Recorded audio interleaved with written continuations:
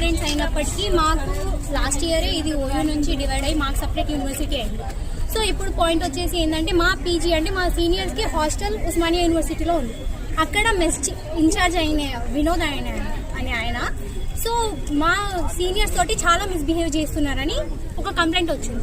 So first starting thing ఒక voice recording she టీమ్కి వెళ్ళింది. దాంట్లో ఆ అమ్మాయి చెప్పిన స్టేట్మెంట్ ఏంటంటే మేము వీసీకి ప్రిన్సిపల్కి కంప్లైంట్ ఇచ్చినాము, అయినప్పటికీ వాళ్ళు యాక్షన్ తీసుకోవడం లేదు, సో మేము డైరెక్ట్గా ఇలా షీ టీమ్కి అప్రోచ్ అవుతున్నామని వాళ్ళు చెప్పారు.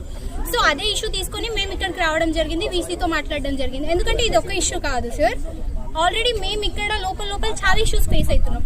ఇక్కడ దర్బార్ హాల్ అని చెప్పేసి బ్రిటిష్ రూల్ అప్పటి నుంచి ఉందని చెప్పేసి ఇక్కడ షూటింగ్ కి పర్మిషన్స్ ఇస్తున్నారు. కానీ పర్మిషన్ ఇస్తున్నప్పుడు షూటింగ్ ఏరియా వాళ్ళు కొంచెం సెక్యూరిటీ పెట్టాలి కదా మాకు కూడా, ఎందుకంటే ఇది ఉమెన్స్ యూనివర్సిటీ, అందరు ఆడపిల్లలే ఉంటారు.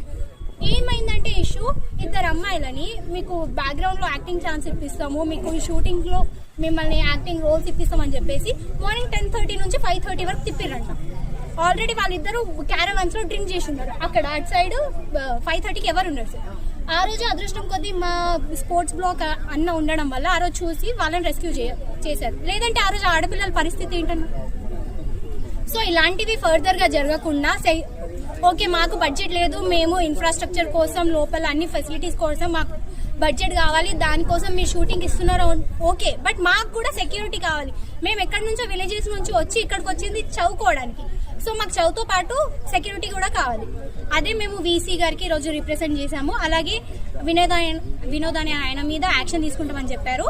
దానికి మేము చాలా థ్యాంక్స్ చెప్తున్నాం వీసీ మేడంకి. అది ఎంత తొందరగా అయితే అంత తొందరగా యాక్షన్ తీసుకోవాలి. అండ్ ఇలాంటివి రేపటి రోజున పునరావృతం అవ్వకూడదు అనేది మా పాయింట్.